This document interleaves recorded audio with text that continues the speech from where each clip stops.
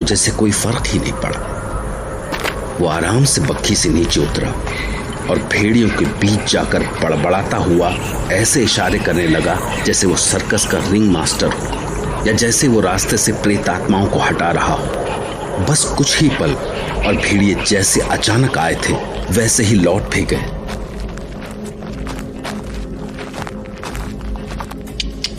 घोड़े फिर से शांत हो गए और बग्घी चल पड़ी। हे ईश्वर, अगर मौत भी दी ना तो ऐसी मौत मत देना। आगे का रास्ता चढ़ाई वाला था, इसलिए घोड़े आराम से चल रहे थे। ऐसी भयानक यात्रा के बाद जब कुछ पल शांति के मिले तो रणविजय की आंख लग गई।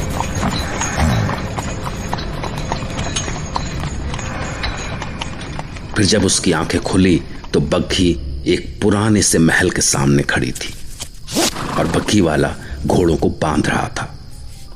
महल की खिड़कियों से रोशनी की कोई झलक नहीं आ रही थी। रणविजय ने महल की उजड़ी सी बाउंड्री वॉल पर एक नजर डाली। हाय, हे भगवान, आखिर मंजिल आ ही गई। काफी बड़ा महल है। महल के सामने गोल चक्कर से निकालते हुए कई रास्ते। आओ सा, आ गया रत्नागढ़ महल। जब बग्घी वाले ने रणविजय की बांह पकड़कर उसे बग्घी से उतरने में मदद की तो एक बार फिर से उसे बग्घी वाले के पंजों की ताकत का एहसास हुआ। लगभग पूरी रात का सफर था। ये सर्दी है, ऐसे में अगर गर्म चाय मिल जाए तो मजा आ जाए। कोई दिख भी तो नहीं रहा। वैसे क्या प्रॉपर्टी है? अगर वक्त और मौसम की मार से इसकी ऐसी हालत ना हुई होती तो बग्घी वाले को बोलता हूं कि मालिक को बुलाने को। अरे भाई, सुनो तो। अजीब पागल है, फटाक से गायब हो गया। अब किसको आवाज दूं और नॉक करूं भी तो इतने बड़े महल में कौन सा दरवाजा नॉक करूं? रणविजय समझ नहीं पा रहा था कि अब वो आगे क्या करे। उसका इंतजार एक बार फिर से डर में बदलने लगा था कि तभी किसी के आने की आहट सी सुनाई दी। शायद कोई आ रहा है। Thank God. यकीन नहीं हो रहा कि वो भयानक सफर खत्म हो गया। आवाज सुनते ही वो बढ़कर दरवाजे तक पहुंचा। फिर दरवाजा खुला। सामने उसका क्लाइंट था, डैनी डिकोस्टा। अधपकी दाढ़ी, काले ओवरकोट में, जरूरत से ज्यादा लंबा, चौड़े कंधे, पर बदन में शायद ही कहीं हड्डियां न दिखती हों, और गड्ढे में धसी सुर्ख आंखों की जोड़ी। रणविजय को सामने पाकर उसने अजीब सी मुस्कुराहट के साथ अपना हाथ आगे बढ़ाया। Welcome my friend, Ratnagarh palace में तुम्हारा स्वागत है। Please come. इसे अपना ही घर समझो। जी, आप ठीक तो है ना? बिल्कुल ठीक। मुझे कभी कुछ नहीं होता।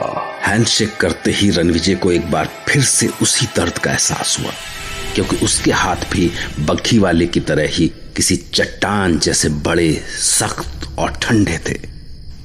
आप ही हैं मिस्टर डैनी? जी हाँ, मैं ही हूं आपका क्लाइंट, डैनी डिकोस्टा। आइए।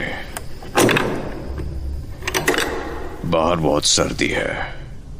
लाइए, अपना बैग मुझे दीजिए। अरे, ये क्या कर रहे हैं आप? मैं अपना सामान खुद उठा सकता हूं। नहीं, आप मेरे मेहमान हैं। And you see it's pretty late in the night, so कोई नौकर नहीं है इस वक्त, तो मेरा फर्ज बनता है कि मैं आपको कोई तकलीफ ना होने दूं। नहीं तो आप मेरे काम होने से पहले ही भाग जाएंगे। बट यू नो,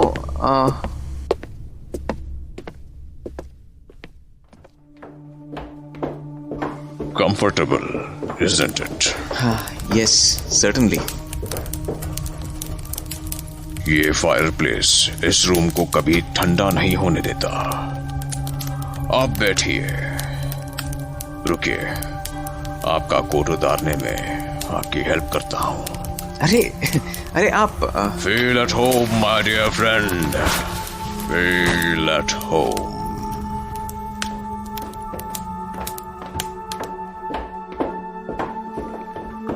लंबी घुमावदार सीढ़ियों और गलियारों से होते हुए कमरे में पहुंचकर रणविजय को काफी आराम मिला।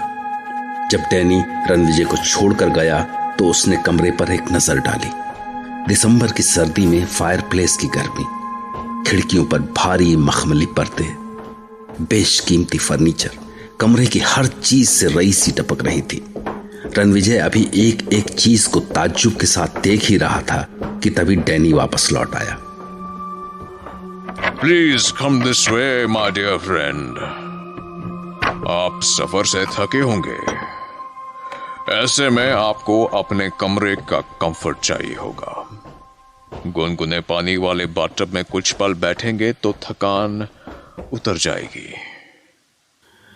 जब रणविजय उसके पीछे पीछे जा रहा था तो उसके कानों में होटल वाली बुढ़िया के शब्द गूंजे।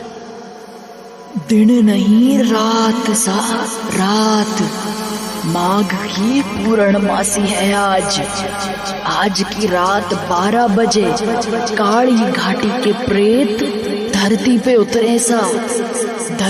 उतरे सारे प्रेत। और उसने सोचा कि ठीक है कि ये पूर्णमासी की रात है और रत्नागढ़ का यह किला भी काली घाटी इलाके में ही पड़ता है। पर ऐसे शानदार महल में ऐसे जेनरस होस्ट के होते हुए आखिर उसे हो क्या सकता था।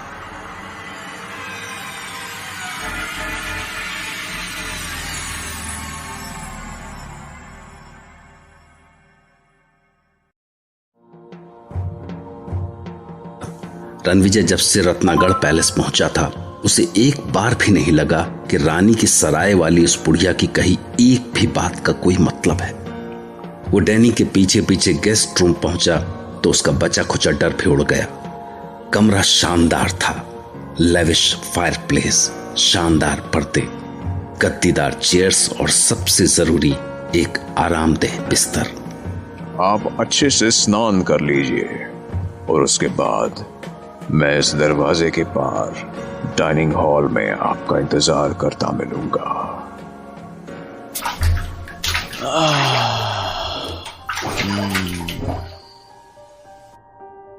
फ्रेश होने के बाद जब रणविजय बाहर आया तो उसे बड़ी जोर की भूख लगी थी और वो डाइनिंग हॉल में पहुंच गया। शानदार शानदार शब्द भी शायद कम था उस कमरे के बीचों बीच सजे एक्सोटिक वाइन्स और लेविश डिनर के लिए। अरे आप क्यों? मैं खुद ले लूंगा, प्लीज। आप मेरे मेहमान हैं, मुझे तो खुशी मिल रही है आपके लिए ये सब करके। आखिर आपको काम तो मेरे ही आना है ना। जी? मेरा मतलब है आप यहां आए तो मेरे ही काम से है ना। जी हाँ, दैट्स ट्रू। Awesome food. आपका कुक कमाल का है। आपके चेहरे पर खुशी देखकर अच्छा लगा मुझे। इंसान को हर वक्त खुश रहने की कोशिश करनी चाहिए, क्योंकि क्या पता कब क्या हो जाए।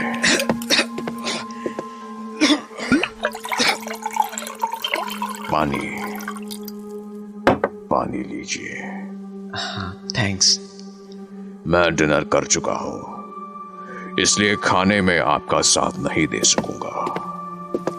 Hope you won't mind it.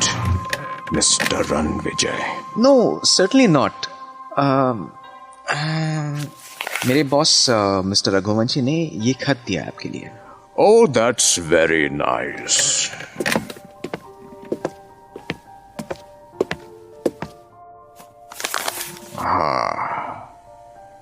माफी चाहता हूं, हेल्थ इश्यूज के चलते नहीं आ सका, इसलिए मैंने आपके पास अपने खास साथी को भेजा है। Ranvijay is an honest, hard working and trustworthy young man. आप उस पर मेरी तरह ही आंख मूंद के भरोसा कर सकते हैं। मुझे उम्मीद है कि आप उसके साथ बेस्ट डील कर सकेंगे। Very good. वैसे मिस्टर रणविजय, अगर आपके बॉस ने आपकी तारीफ में ये शब्द नहीं भी लिखे होते तो भी मैं आप पर आंख मूंद कर भरोसा करता। जी, मैं समझा नहीं। पता नहीं आपसे किसी ने पहले ये कहा या नहीं, पर आपकी खूबियां आपके चेहरे पर दिखती है। Thank you, you are too kind.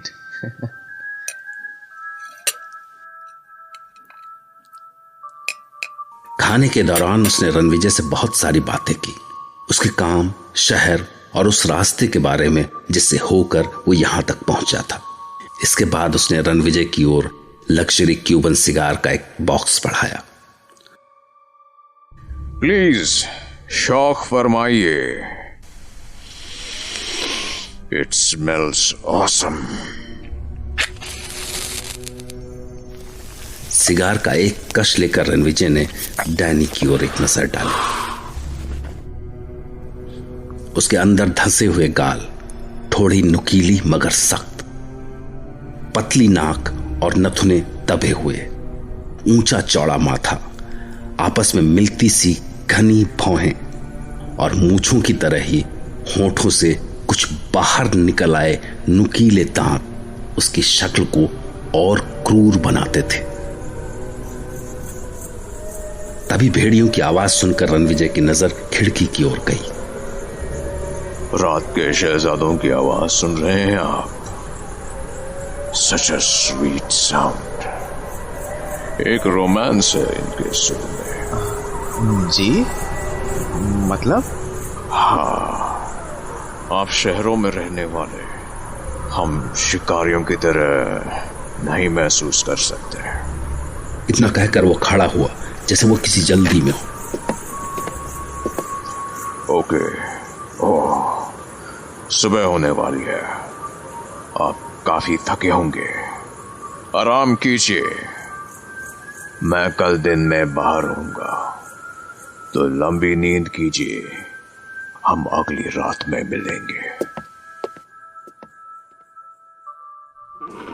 इसके बाद जब रणविजय बिस्तर पर गिरा तो सफर की इतनी थकान थी कि वो जाने कितने घंटों तक सोता रहा।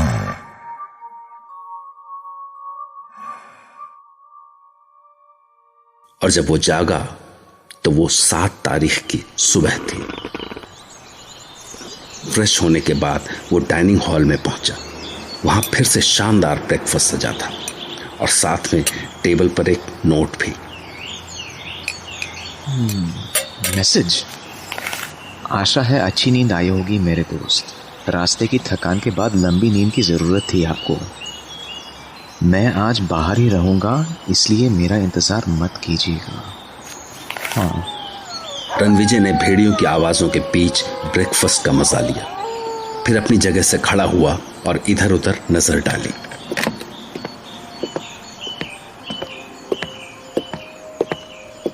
अरे यहाँ कोई नौकर भी नहीं दिखाई दिया अभी तक। पानी वगैरह कुछ चाहिए हो तो बेल जैसा कुछ होना चाहिए ना। चांदी के बर्तन, जगह जगह सोने की कारीगरी। इन राजवाड़ों की शान और शौकत आज भी कम नहीं हुई।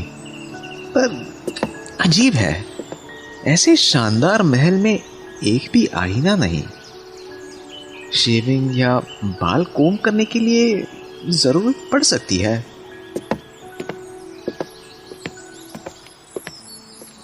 बुक नहीं दिख रहा कोई। हाँ, इस कबर्ड में, वाह शानदार, क्या कलेक्शन है। Books, magazines, newspapers, English, Hindi, French. भले शक्ल जैसे भी हो इसकी, और आदमी की टेस्ट जबरदस्त है।